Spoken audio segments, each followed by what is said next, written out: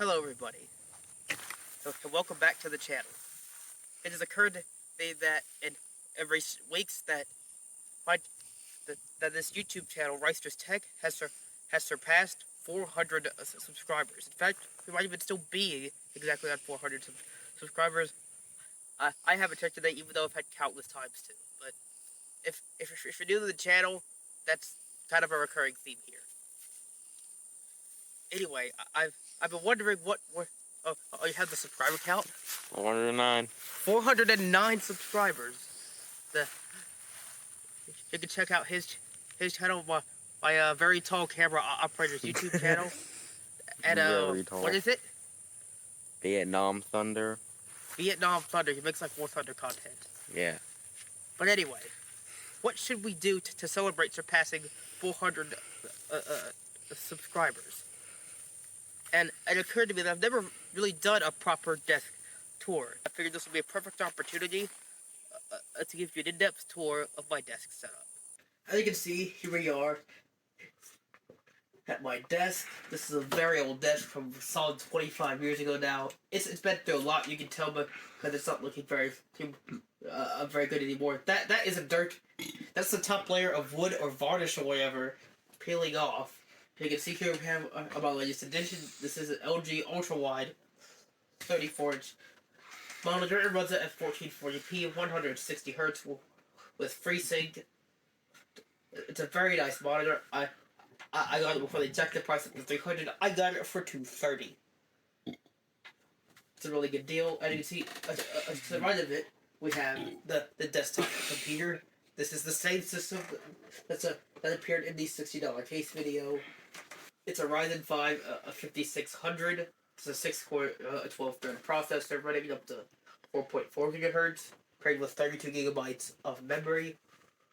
It has a Radeon RX 580 8GB graphics card with a custom cooling solution. It's still using the factory heatsink, but it has two Thermalright P9W 92mm PWM fans that are attached with zip ties, and they're connected using an adapter to the GPU's original fan header, allowing the setup to work without any fan control software. This gives you much lower noise compared to the factory fan setup, while actually providing lower temperatures even at 100% speed. This setup is still very quiet. This took a little bit of modification to the card's VBIOS to make it work, but that was relatively easy to do. I use Red BIOS editor for editing the BIOS on this card. I really experimented with it quite a lot. I've changed the memory timings and everything. But yeah, that's my graphics card. You can see just above that, you can see here we have a WD Black M.2 SSD. This is an old SN750 from a few years ago.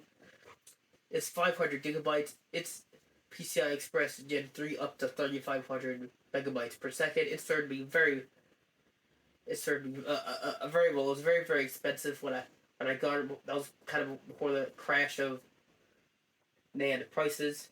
Computer also has two storage drives. There's one here. There's one down here in the hard drive cage. They're both Seagate Barracuda 1 terabyte configured in RAID 0, giving me 2 terabytes of total storage on the system. And it also gives me a nice speed improvement compared to just having one drive. I'm worried, although this is very safe, but it mostly just stores games, and all of my documents are backed up automatically, both to Google Drive as well as to the home server, which we're going to get to in a second or right now. We're actually going to do it now. This is my home server. This is a Furious server. It uses a Supermicro motherboard paired with an Intel Xeon E3 1230 V2 CPU. It also has 28 gigabytes of DDR3 ECC memory. It has 4 terabytes of storage from a Toshiba N300. Nice 7200 RPM drive, very fast. This is the 256 meg cache variant, not the newer 512 meg. This one's a bit older. It also has two 500 gigabyte Western Digital laptop hard drives and a ZFS mirror. In fact, all of my storage drives here use ZFS for improved data integrity, and these are used to store data for my DVR because we have security cameras around the house, and they're all stored on this machine. All the software runs off rather than having a dedicated network video recorder. And as you can see, if we open up the front door here, you can not only see the front intake fans here, but you can also see these two drives here. This one is just an Asus Blu-ray drive from about 2012. It's shared over the network using iSCSI, allowing any Windows machine on the network to simply connect to this drive and use it as if it were permanently installed in it, because my desktop has no 5¼ inch bay. And as you can see here, it also has this hot swap bay. If we open it up, we take the 2.5 inch adapter out. This lets you insert a 2.5 inch drive, or you can remove it and insert this, a 3.5 inch drive. This pops in the front like so. There's a lock, so you can lock it, and this connects it to the computer. I use this for offsite backups. It's very convenient to have. I can just take one of my other 4 terabytes, pop it in the front, and have fast, reliable backups to my offsite drives. See, we close the door again. Nice sound dampened door. This case is actually a fractal design at Define R5. The introduced it about 2012. I made a video about that case as well. It didn't do nearly as well as the $60 case video, but I decided to make a video because not many people were really covering it for NAS use online, at least on YouTube, although there are many threads on Reddit about using it. That's why I decided to get this one, because it's very, very good. It houses 8 drives, and with good cable management, sound dampening. It's got all of that. As you see up here, we have these Starlight drawers here. These little plastic drawers. The writing on here is from my grandpa, the previous owner. Sadly, he passed away. But anyway, these drawers here were actually from him. As you can see, if we open up the first drawer, and if we look inside, it has 2, 4, 6, 8, 10 2.5 inch hard drives of various capacities. These are all working, but they're just not installed in systems right now. So I store them in here. That's where I have nice, easy access. And try to put them in these two the hard drive caddies. These are each dual bay. This is obviously Fideco one. The one back here is an older Initech one. This Fideco one actually has a USB hub built in as well as a charger port, although you can't get one with a microSD card reader as well. It does microSD and full-size SD, but that's not the variant that I have. Open up the second drawer here. We have some desktop memory as well as this 7-volt fan adapter that broke. One of the Molex pins actually pulled out of it. Put that back in there. Then you can see if we open up the third drawer here at the top, so you kind of have it stacked to make it bottom heavy so it doesn't fall off the server. We have DDR3, actually not just DDR3, various kinds of laptop memory modules as well as laptop wireless cards.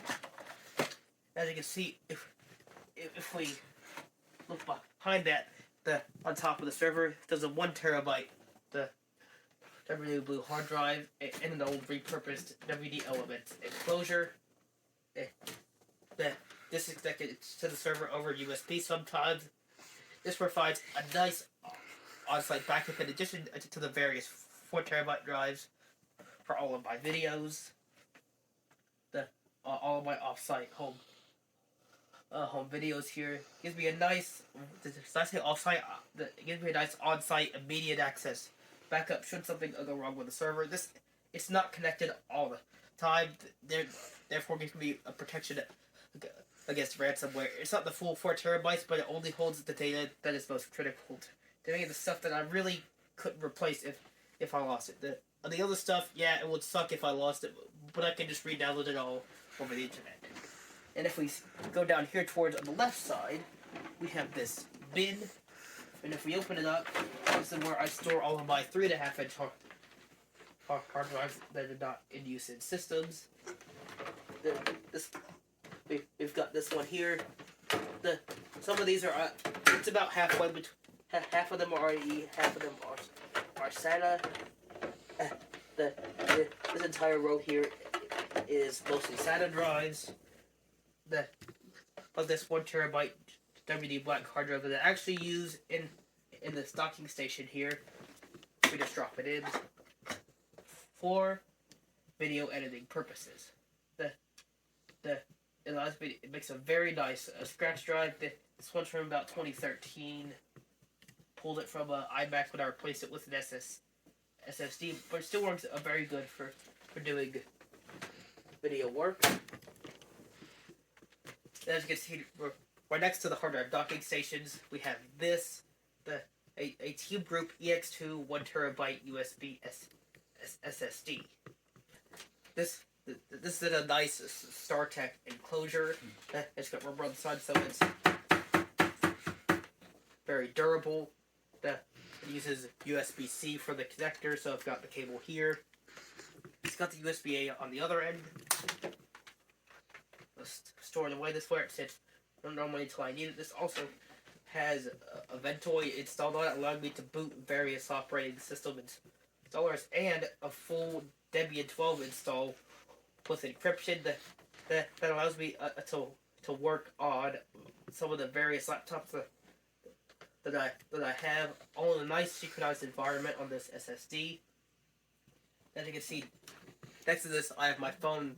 This is a Galaxy S20 5G in some cheap rugged case. I actually don't like this case very much because water can get on the inside through this gap in the integrated screen protector. We also have my game controller. This is a Turtle Beach React-R USB Type-C again. Wired controller. Works very well, although I wouldn't necessarily buy it. These days I would much rather have a no controller because that gives you Hall effect joysticks. So you can see moving over to the mouse and keyboard. This is a Logitech G203 that I got just a few days ago because my iRock mice, the scroll wheels kept dying, so I had to replace them, and I wanted something quality, so I went with Logitech. And this is a Mage 10 keyless keyboard, and both of them are connected to this iMOS KVM switch, and that allows me to switch between this desktop here as well as the server down here, because this server also has a dedicated graphics card, an NVIDIA GeForce GT 1030, which is passed through to a Debian virtual machine that runs on here, along with a USB 3 card to allow me to have direct USB to that virtual machine. So as you see, right now we're on the Windows desktop. This is a 5600, like I already showed you. But if we press the button down here, this will change the input on the monitor. You can see, here we are in Debian 12 running on that machine. It's passing through the video card directly, so it obviously has full hardware acceleration. It's very difficult to get working with NVIDIA. It's a very finicky solution, but it does work very well. Aside from that, but there were a hiccup when I'm just mousing over the menus. But overall, it works well. If I hit the button again to change the input back from HDMI to DisplayPort, we can go back to the desktop. We also have a webcam here on top of the monitor. This is a Logitech HD 3000 webcam. By no means the best webcam out there, but it's perfectly sufficient for Zoom meetings, things like that. And I also have these Logitech Z200 speakers. As you can see, this is a very narrow desk, so one of them had to go kind of off to the side here. The other one is hanging on a mount for what used to be a second monitor. I used to have 3 monitors on this desk. I'll put a picture of it on screen in my video editor. I used to have 3 monitors here, a regular 16:9 one, a square one over here, and a square one up top. But that's since been replace obviously with my new Ultrawide, so I had to mount the second speaker up there. It's by no means the best for sound, but it gets it out of the way, allowing me to have my monitor here and giving me enough room on top of the desk. You may have noticed this desk is very low, but because it's my camera operator laughing there. Hello.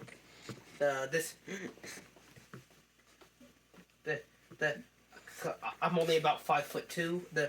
So I have to have this desk very low in order to have things be ergonomic for me. It's actually, most desks are actually a bit higher than this. You'd think it'd be more ergonomic, but I have to sit very low to the floor. So the monitor also has to be mounted very low. I have mounted it pretty much as low as possible while still being able to get the controls for changing inputs and things. So that way you can have a nice ergonomic setup. You want the top of your monitor to be eye level with your eyes, so you're looking straight ahead. It's good. That way it's the best that it can be for your neck. Because otherwise, if you're looking down like this all the time, you'll eventually end up with neck problems. Anyway, we're gonna stop the camera for a moment. Actually, no. We're gonna leave it rolling. Did you already press it? No. My laptop, because I haven't actually got it on screen here, but I've got it now. This is a Surface Pro 4. This is the i5 model with 4 gigs of RAM and a 128 gig SSD.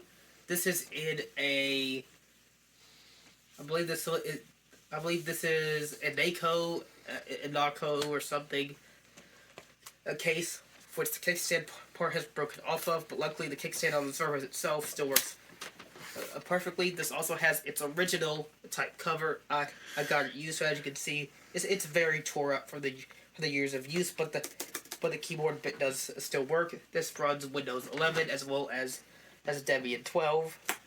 As you can see, you can attach my keyboard here and use it as a touchscreen, and it even has the stylus mount. But this case isn't that great, although it is very hard to design a case for a Surface if you still want to use the factory keyboard.